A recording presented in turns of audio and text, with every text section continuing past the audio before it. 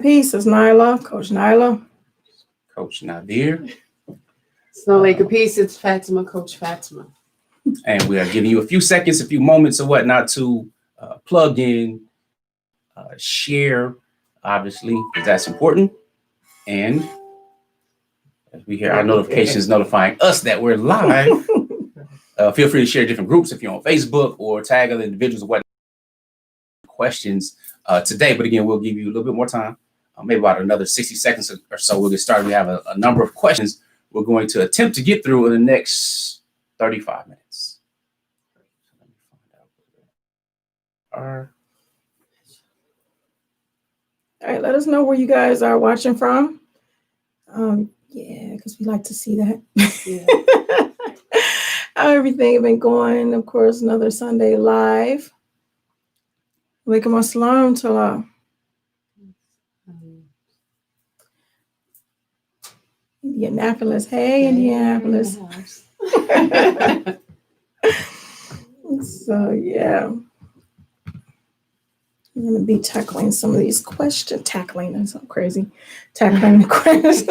But addressing and answering some of the questions that we've gotten from our viewers, some of our subscribers and things like that. And if you guys have not yet, if you guys are on YouTube, if you're not on YouTube yet, and you guys have not subscribed to our YouTube channel where we have hundreds of hours of content, I'm answering a number of questions, giving you some insight and some trainings on how to have outstanding personal relationships and all that other great stuff. If you guys have not yet, make sure you go to our YouTube channel and make sure you subscribe.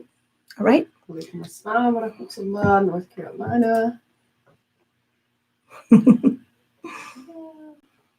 Thank you, glad you all are here. Blessed to see us, blessed to see y'all. Giving you guys a little bit more time. Nashville, Tennessee. Vegas. Okay. Ready. All right, we'll start in about a minute or so. Just give you guys some time to. All right, now if you want to have your questions addressed, a couple things you can do. First is email us support@outstandingpersonalrelationships.com. That's the best way to do so because inboxes get pretty full very fast, whether it's on YouTube or IG and Facebook. So social media is one thing, but emailing us, that's pretty much a given that we're going to get it and likely go ahead and be able to address it. So with that being said, let's go ahead and get started. So again, today is really part 2 because last week we had a lot of questions and we really couldn't get through them. So we're attempting to address them. And I know we're not going to be able to get through them fully today, but we're going to be trying to address them as much as possible because today we're going to be doing an interview shortly with our family over at Muslim Wholehearted Initiative in 5 before 5 at in about 40 minutes or so. You could always check their page for that information. Nevertheless, Assalamu alaikum, peace. I am Coach Nadir. Coach Nyla again. Coach Fatima. All right. So shoot, y'all can choose. I'm still sharing to some different groups. So if you haven't already spread the love, please feel free to do so while we're here. Go ahead, y'all choose one. This one right here is really good because we just talked about bonding. We talked about bonding. Let's read the question and then. Okay. It says, my question is, how can I bond with my co-wife who lives in a different country and does not speak English? I pray to eventually learn her language, but until then, our husband serves as a translator during our family video calls. I would like to establish a bond with her, inshallah ta'ala, outside of our husband's participation. I will meet with her in person in January, inshallah ta'ala, when I travel to have time with my husband and his family. Yeah, that's a good question because we get that question a lot about bonding, and we just actually talked about bonding. There's another part of that.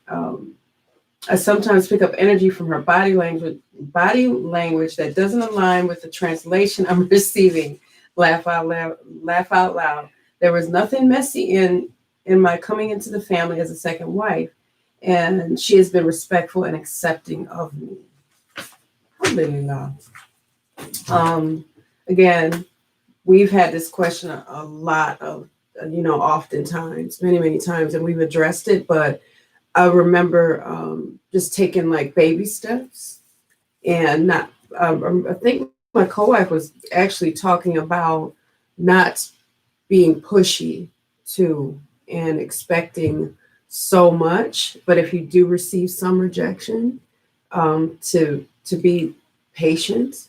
And I think that's a really, really big one, to not push, because a lot of people saw that happening between us where we weren't forcing things, and things kind of happened naturally for us. So, but the one thing that I have, and it's hard for me to answer, is because it's a language barrier there. yeah.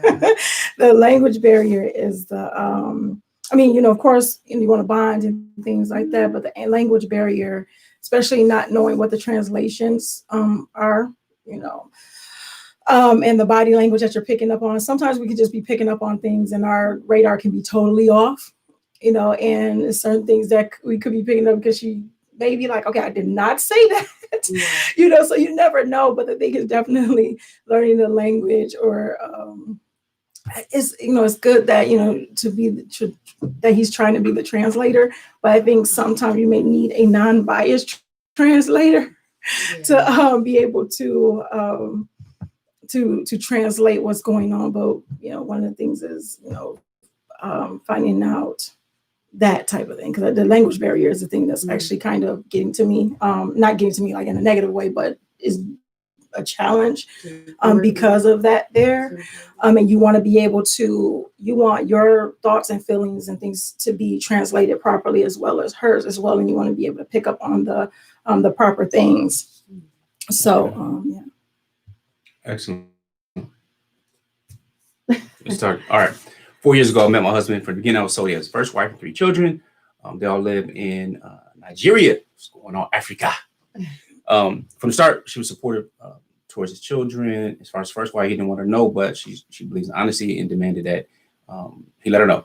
About 6 months in, she learned that she wasn't okay with her being the second wife and had some challenges all the way from over there. There were issues going back and forth. And she says, the questioner is asking, what am I doing wrong?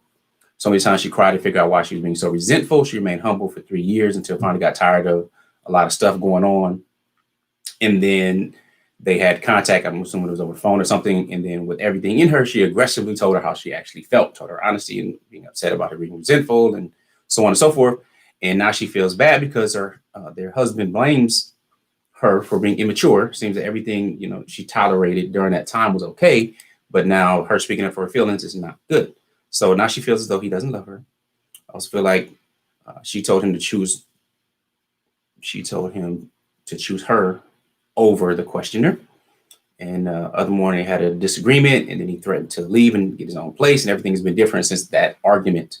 So she doesn't want to be with him without the complete family. To me, that defeats the purpose. She says, am I forcing things? Any advice? I've learned that if you feel like you've wronged someone, and you should apologize.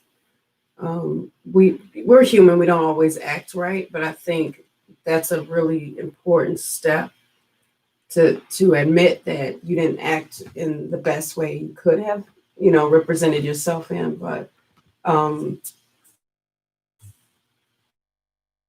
and that means a lot to people. Also, we know as adults that when you say people don't love us anymore, that's usually out of a lot of emotion, and people can't just dump you out of their heart overnight. It's something that is, it's not natural for us. We say, oh, you don't love me anymore. The men loving us is different than the way we love them, but the way they love us is not wrong. Because love is not supposed to be something that is, violent. So when you say you don't love me, and we've again heard that many times. What say you, Coach Nyla? Oh, she asked if she was forcing things.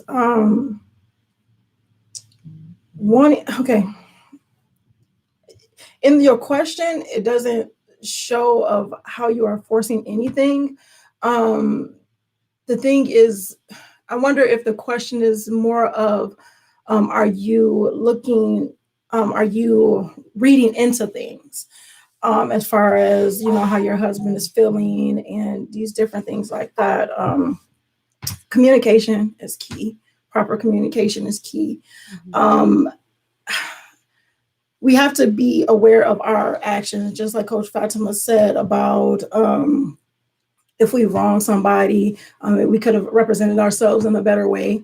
Maybe that's a thing that could be the issue, because sometimes when we feel like somebody is feeling a certain way towards us, whether it's feeling like your husband don't love you or something, maybe a little bit of guilt that we can feel, how we handled a certain situation. So the thing is pretty much being truthful, honest about how you felt, what you could have possibly done better, and then kind of go from there. But as Coach Fatima said, just, allow things to happen naturally, but also be open about your feelings, and also, so I want to say apologetic, but it's a different word I'm looking for, empathetic, and, also being able to take responsibility for your part in it as well.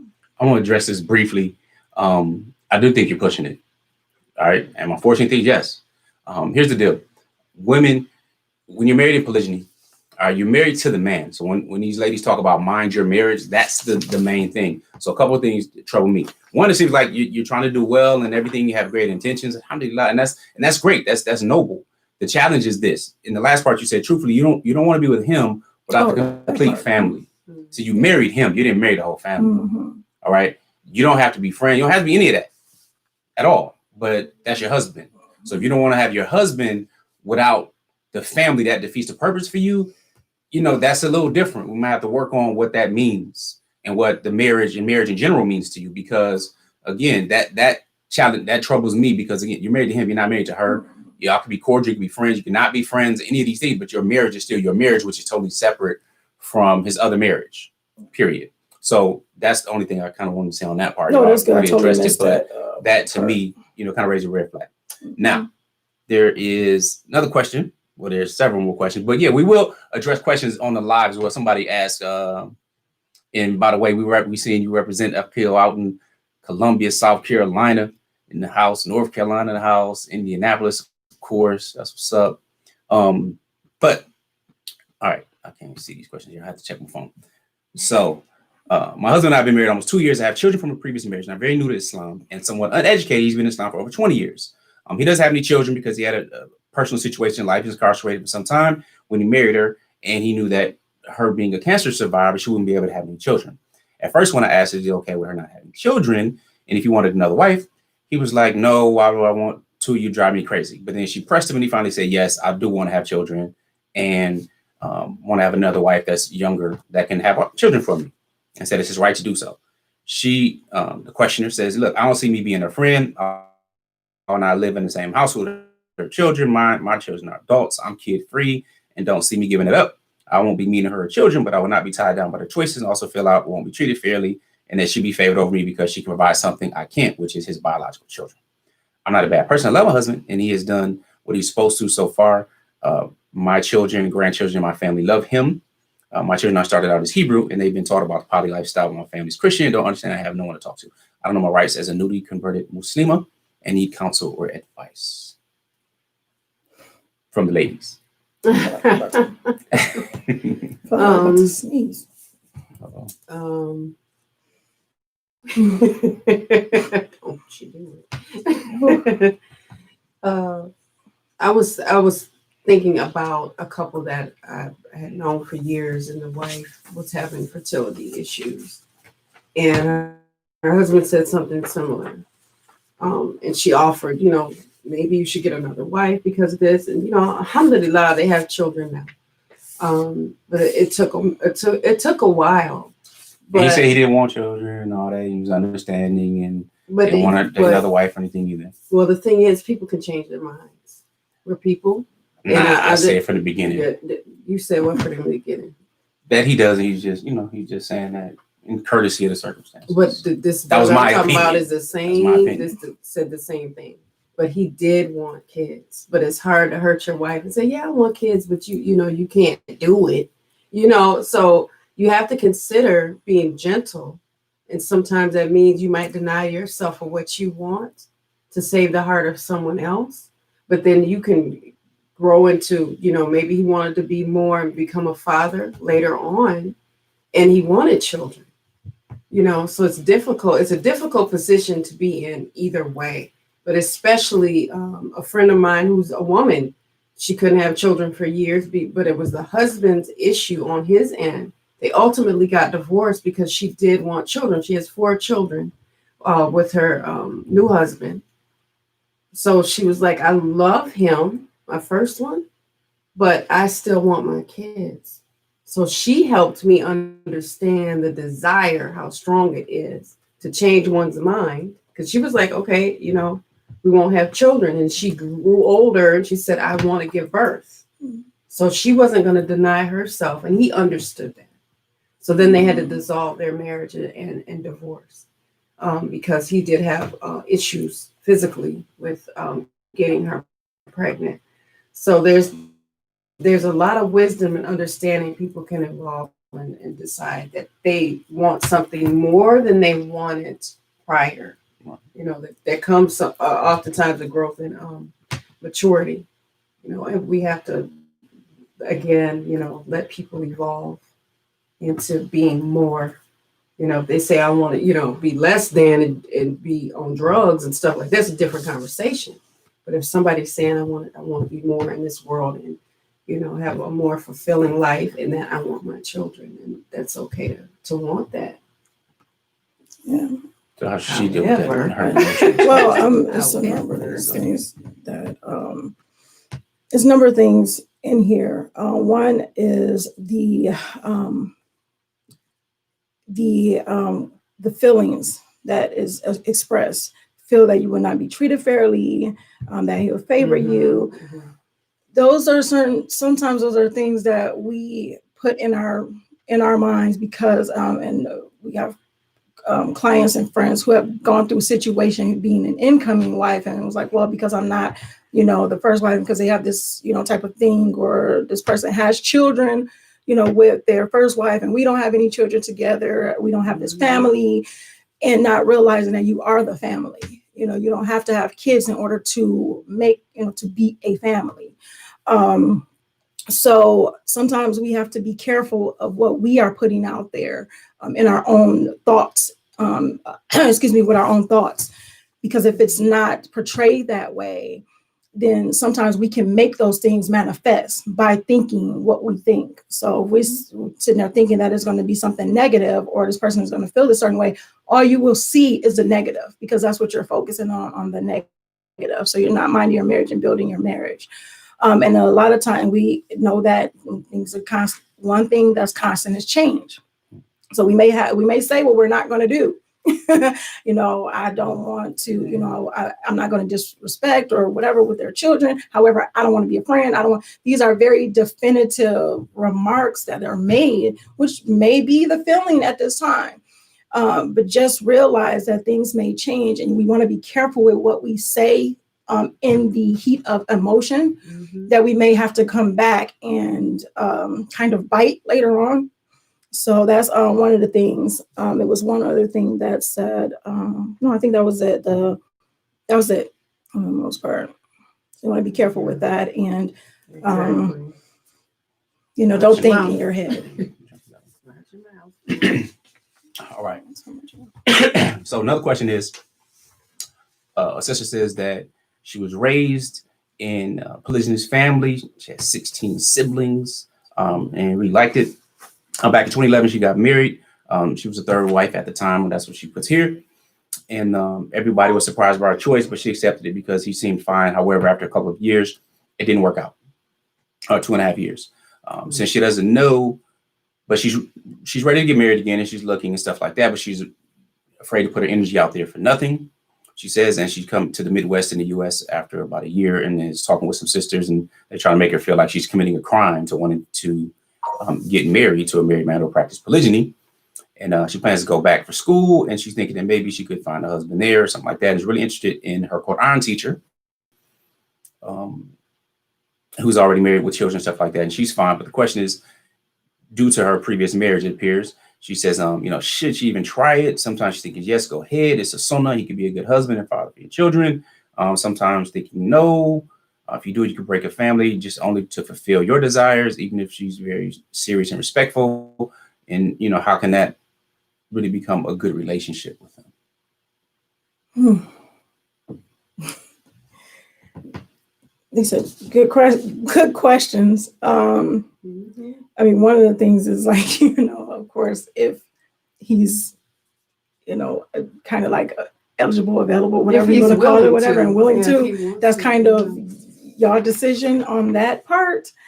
So, you only got so much to work with on here, but the breaking of the family part, a lot of that comes from, what society is constantly putting out there as, wanting to place blame on somebody. If it's the issue with the other unit or whatever the case may be, it's that issue. And not that, and polygyny should not be used to try to fix any type of issues in a marriage. So, that's, that part, that disclaimer. However, how to have a good relation, the thing is that we know, wait, she is Muslim. I just want to make sure she's Muslim, because sometimes it's different when you talk about it from an Islamic standpoint, because we know what it entails and we know how it's regulated in Islam, how polygyny is regulated in Islam. So, what was I saying? Oh, that is how it's regulated in Islam. So, if that's for you guys, if he's willing and you are willing and you guys work with that, then that's kind of that thing. And it goes back to that minding your marriage part. A lot of times we are looking beyond, marriage, and we looking into I want this with the family, and I want, that, which is a great thing and it's a noble thing. I know from my experience, that was a thing with me. And it didn't happen that way initially, where it was this bond with the family. And it caused a lot of issues because my mentality was almost kind of like the question we talked before, kind of, I don't want to break up a happy home, or I don't want to do this. And like, it was my fault. Like anything was, everything was my fault. So you got to be careful with your intention. Your intentions are good. You want to be married. You said you think that he would be a good husband to your children. A good husband to your children, a good father, a good father to your children, and a good husband to you. And like I said, if you guys are willing to do that, then that's the long and the short of it. That's kind of like it's kind of simple that way. Everything else kind of is the extra. And you have to see if the brother, like, if he's like, some sisters want their husband to practice polygyny, that I know personally, and he's like, no. Right. That's too big of a job. I can't. My nerves too bad. And that's exactly what a sister told me. He was like, no, I'm too old. My nerves are bad. I can't handle it. I'm not the man for it. So don't assume that he might want that or not want it, because a lot of people can get their heart broken that way too. Yeah. All right. Move to the next one. What was the next one? I don't know.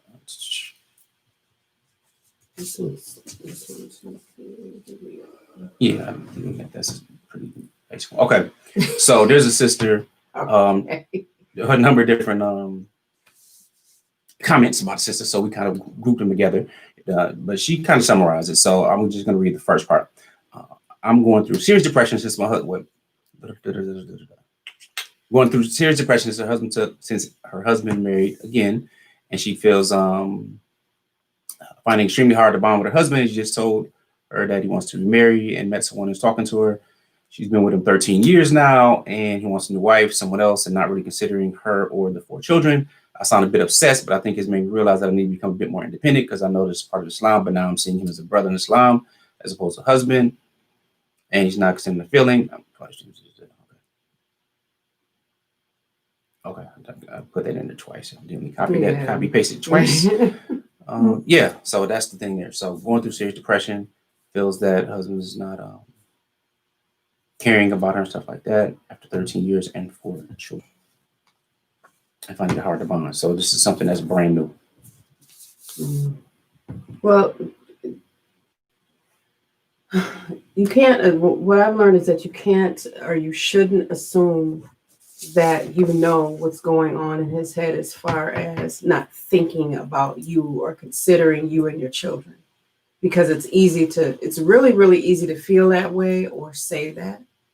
And you don't know that for a fact. You know, it's not so easy to just, I think that oftentimes some women think that when their husband wants another wife, that immediately translates into you don't want me no more, you don't want our kids, you don't want our family. The women tend to put a tail on it, you know, and those things have never been said, and most of the time are not felt by men. And as women trying to think about things along the lines as men do, a lot gets lost in translation and a lot gets added and subtracted in that translation. So just like he doesn't love me anymore. It is not, if your husband truly loves you, it is not possible. It is not humanly possible for him to dump you out of his life. But we think it is because he wants to add something to his. But that doesn't mean that as a family, and I've learned this personally, that polygyny was not just something for Coach Nadir. It was never intended to be something just for Coach Nadir. He has his own marriage within it, but the three of us and our children benefit from being in a family that practices polygyny. Because I can go on and on and on. So what are some ways, maybe just to kind of help, what are some ways that you may be able to kind of deal with the transition? You know what I'm saying? Obviously, dealing with depression and stuff right now. What are some ways? Because obviously we talk about self-care, we do a number of different things here. Listen, I know we're rushing. All right, so we got less than 10 minutes. But doing these is a little challenging because we would like to offer solutions and go deeper. So we do that. All right, we do. We do that in a few different courses and things that we have. So one of those is called Relationship Mastery Inner Circle. So thinking about this, just think about the whole self-care part in her 5 areas of self-care and these trainings that we've done on the worksheets that they can download and the different breathing techniques and different things you learn. We can't do that just addressing it on a Q&A. All right, so that's not going to be that helpful or effective. But if you are serious or you do need some deeper resources or whatnot, then I would advise you to go to outstandingpersonalrelationships.com/RM for relationship mastery. Find out what that online course and everything entails. Sometimes we have different specials and discounts and whatnot. So you can get in more depth. All right. And when it comes to co-wives and whatnot, they also have a podcast called Candid Co-wives Conversations. All right. So go to the website, get that information stuff there as well. You can listen to their podcast. They go into a number of different things. And what's y'all tagline? We say you look through, see everything through the eyes. Yes. We talk about all things through the eyes of co-wives. I'm just saying. So, and I have to mention that because, again, we have to go in about 10 minutes.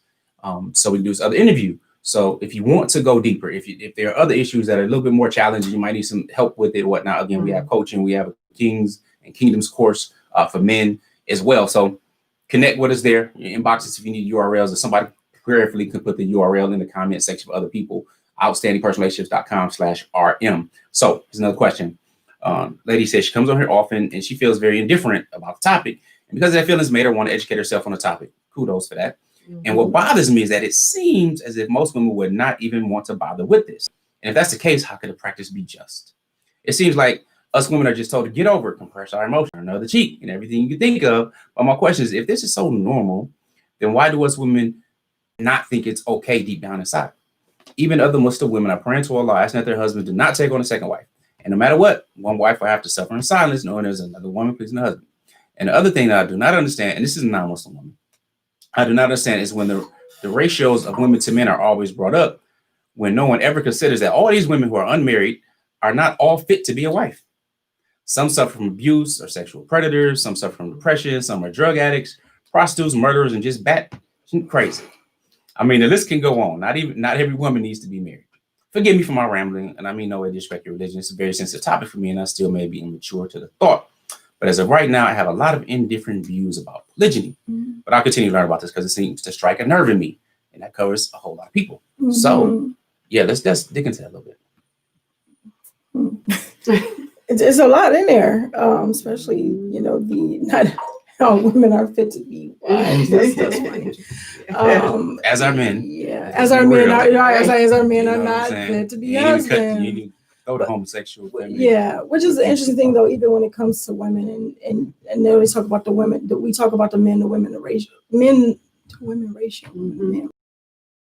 Talk about is that men being protectors of women. So yeah, we talk about the abuse and this and everything like that has happened. And if they actually had the protection, these different things, a lot of these things probably wouldn't happen. So, you know, so it's a number of different things out there. So we can say what if and all, you know, all of their stuff. However, there are women who feel the way that this woman feels, because we've heard it a number of occasions. There are also women who don't feel this way. Mm-hmm. So that's the thing that I wanted to clarify, because well, women, and sometimes it's a general, you know, like we all are in this situation, because for real, I'm not that woman. Like, I'm seriously the woman that is like, you know, I want women to be happy. So, you know, hey, it's okay. This sounds funny. Like, it's 2 more slots here. And that sounds crazy because people are like calling it slots because those don't sound good. But my thing is, I say, if you have, I'm the type of person, I see if you have something good, you want to share it. But everybody is not like that. Everybody don't think that way. Just like everybody don't think that, you know, in the same way of that, well, you know, somebody is, you know, women are sitting there sucking it up, like suck it up, buttercup, and feeling a certain way that their husband is pleasing somebody else or some other woman is pleasing their husband. All women don't feel that way. So, you know, yeah, you know, alhamdulillah, you know, it's something that you want to know more about and learn about, but it may not change your decision. It may not change your mind. You know, that's where it comes from, to each his own. You know, sometimes what's good for everybody may not be, you know, what may be good for some may not be good for the other, you know. But one thing I ask is that, you know, not to bash or else's, and, you know, your thoughts about what it should be and what it should look like and what other people may be thinking to somebody else's, because they may just be happy with being in polygyny and know the benefits and enjoy the benefits of being in polygyny. I'm going to speak on briefly because we got to wrap in a second as well. But most women don't want to bother with it. Of course they want to bother with it. I mean, it's like having your favorite dessert and you have somebody going to want to bite. You know, it can be a challenge. And I'm just using that example because it is what it is. Put it like this, though. This is relatively new conditioning. Polygyny was the norm. All right, it's not the norm today, but it was actually the norm for quite some time. And you think about it, the way we're living right now is something undreamed of even just a little over 100 years ago. Being able to communicate with you from all across the planet, touching a button at lightning speed is ridiculous. This is like unbelievable. Or just flying in the air. All right, up for a little over 100 years now. And not, I mean, even the way we do it now, even though we don't have the super speed things that we used to have with Concorde. But this is new.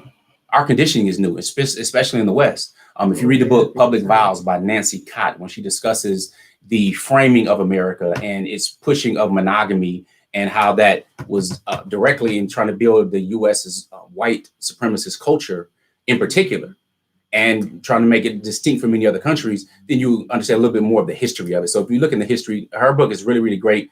Again, Nancy Cott, Public Vows, not Muslim or anything like that, but she looks at polygyny and different forms of marriage and really how it works out. Nevertheless, study a little bit more. If women just now getting the right to vote after 130 years in the West, where of course they had it, 1400 years in Islam, but we're talking about women still looked at as being property. That's the whole way last names even were taken down, or bride napping, having the best man for the job to help you go kidnap somebody's going to be your bride, and you will hold her pretty much for a little over a month so that hopefully she's pregnant. Then they just allow her to be with you, the family, because the family would like to be looking for you. This is part of Western culture.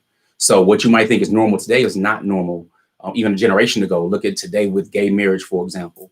I remember it being on with The Real World, this gay guy, and I was like, wow, they're putting this on TV now. Now it's common to see commercials with men and men and homosexuality and kissing and all kind of this physical affection and stuff like that. This was not normal. But what is it going to be in 5 to 10, 15, 20 more years from now? It's going to be normalized. It's already normalized where you're having children wanting to change their sex, and then they're saying the parent has nothing to do with that. And then all of a sudden, there's so much stuff going on that's been normalized that comes from a product of conditioning. So one of the most important things is to really understand and look in history. Whether it's not for you, it is what it is. Again, it can be for you, it can not be for you. It doesn't really matter. We're pro morals. So whether you're monogamy, polygyny, that's your choice. So I'm going to address the brother's question real quick as we wrap.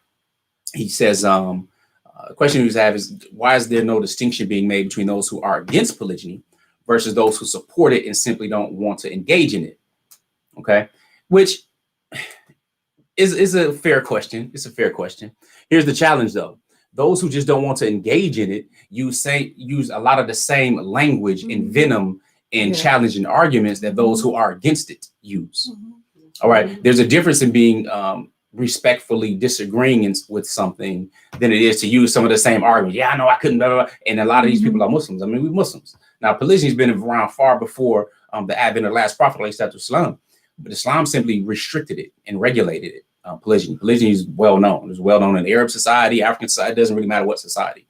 So Islam regulated. So when you hear people, especially those who are Muslims, vehemently speaking against something, now they're saying no, they're not. I'm not saying it's wrong. I'm just bashing it and trashing it, saying all of this because I don't want to participate in it. That's a totally different thing.